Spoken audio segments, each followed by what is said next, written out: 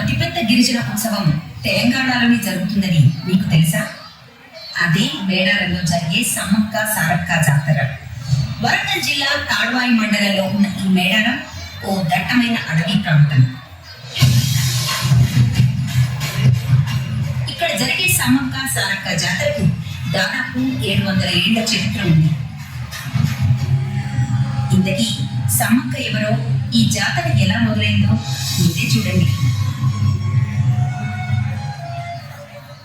11వ శతాబ్దంలో మేడారం చుట్టుపక్కల ప్రాంతం అంతా ఓరుగల్లు రాజులైన కాకతీయుల పాలనలో ఉంది. అవటానికి అడవులేంతైనా కరువు కాటకాలు వస్తే మాత్రం ఇక్కడ తాగేందుకు కుక్కెడు మంచినీరు కూడా దొరికేది కాదు. అలా కష్ట నష్టాల మధ్య బతుకుతున్న కోయదరులు ఓసారి వేటకని బయలుదేరారు. వేట కోసం తిరుగుతున్న వాళ్ళకి అడవిలో అద్భుతమైన దృశ్యం కనిపించింది. ఓ పసిపాప పుట్ట మీద పడుకుని కేరింతలు కొడుతుంది. ఆమెకు కాపలాగా పులులు, సింహాలు చుట్టూ ఉన్నాయి. ఈ అద్భుతాన్ని చూసిన వాళ్ళు ఆ పాప తన పాలిట వచ్చిన దేవతే అనుకున్నారు. ఆమెకు సమ్మక్క అని పేరు పెట్టి గారాబంగా పెంచారు.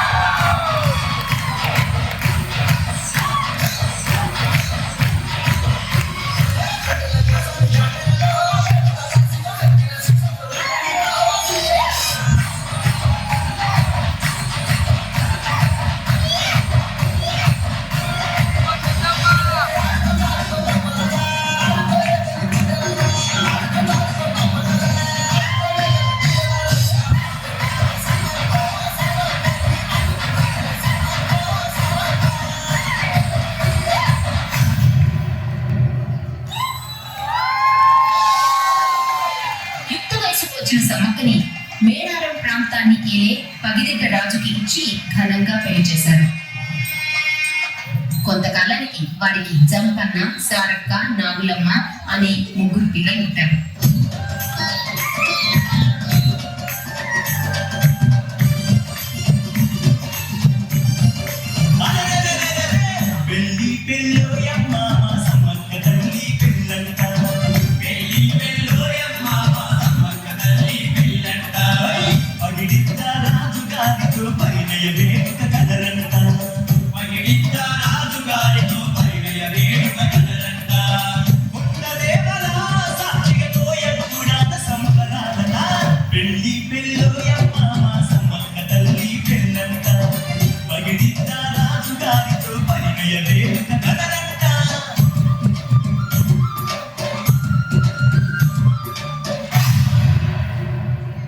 అంతా సవ్యంగా గడిచిపోతున్న సమయంలో కరువు మళ్లీ పగబట్టింది.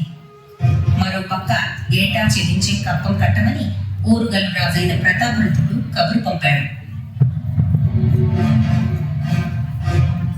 కరువు వల్ల కప్పం కట్టలేనని పగిదెడ్డి రాజు ఎంతగా వేడుకున్నా ఉపయోగం లేకపోయింది. రాజుగారి మనసు కరవలేదు సరికదా కప్పం కట్టనందుకు పగిదెడ్డి రాజు మీద యుద్ధం ప్రకటించాడు. వేలాది మంది కాకతీయ సైనికులు ఏనుగులు, గుర్రాలతో మేడారం మీదకి దండెత్తారు.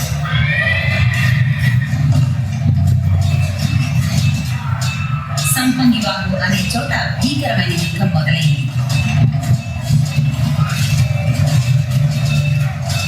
నిమిషానికి పగిదెడ్డి రాజుని ఎదుర్కోవడం శత్రువులకి కష్టమైపోతుంది. దాంతో ఆయనను అందరూ ఒక్కసారిగా చుట్టుముట్టి చంపారు. భర్త చనిపోయిన వార్త విన్న సమ్మక్క తన పిల్లలతో అల్లుడు గోవిందరాజుతో కలిసి యుద్ధంలోకి దొక్కింది. సమ్మక్క దెబ్బకి యుద్ధరంగమే మాడిపోయింది. సమ్మక్క వేసే ఒక్కో వెంటకి 10 మంది శత్రువులు నేలకొలసాగారు. రాను రాను యుద్ధంలో సమ్మక్కదే పైచేయి కాసాగింది. సమ్మక్క సారక్కలు ఉన్నంతసేపు యుద్ధంలో తాము గెలవలేమని అర్థమైంది శత్రు సైన్యానికి. దాంతో వారిద్దరిని వెనక తీసుకొచ్చారు. చాటు నుంచి బాణాలు వేసి వాళ్ళ శరీరాలను జల్లెడగా మార్చేశారు. ఒంట్లో వందలాదిగా దిగిన బాణాలకు సారలమ్మ అక్కడికక్కడే కుప్పకూలింది.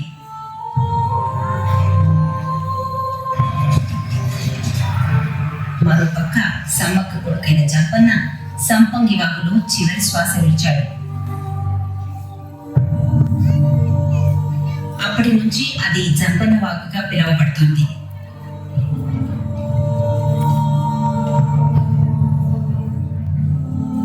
సమ్మక్క మాత్రం ఒంటి నిండా గాయాలతో నడుచుకుంటూ చిలకలగుట్ట అనే ప్రాంతానికి వెళ్ళింది. ఆమెను అనుసరిస్తూ వెళ్లిన వారికి సమ్మక్క కనిపించలేదు.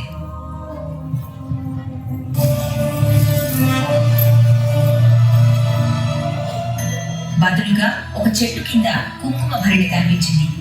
సమ్మక్కే ఆ కుంకుమ భరిణిగా మారిపోయిందని భక్తుల నమ్మకం. ఇదంతా జరిగి 100 ఏళ్లు గడిచినా ఇప్పటికీ సమ్మక్క తన భక్తులను కాపాడుతూ వస్తోందని నమ్మకం.